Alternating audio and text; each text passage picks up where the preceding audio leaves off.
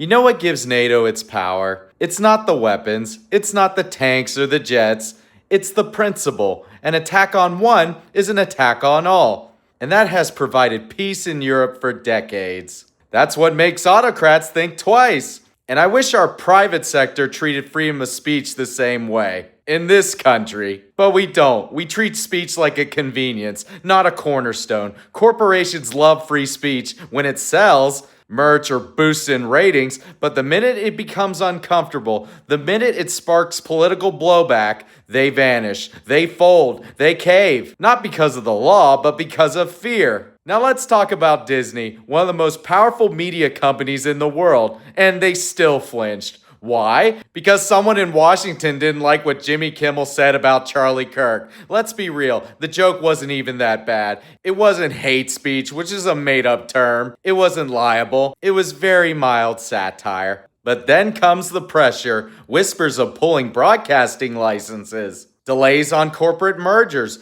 not so veiled threats with government officials like Brendan Carr, the current FCC commissioner. And he admitted it. He basically said, yeah, we're leaning on Disney because we don't like what's on ABC. Any lawyer worth their salt would destroy this in court. And the Supreme Court has already ruled on this. You don't get to punish speech through intimidation.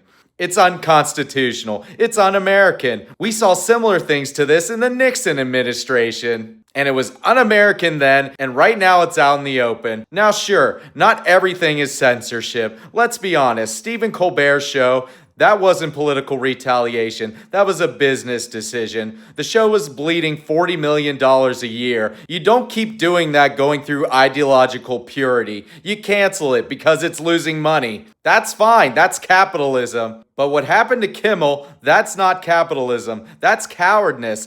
And here's the hard truth. Disney didn't stand up because it was the right thing to do so. They stood up because the public got loud, felt the pressure, not from the government, but from us. So maybe in some twisted way, that's an upside.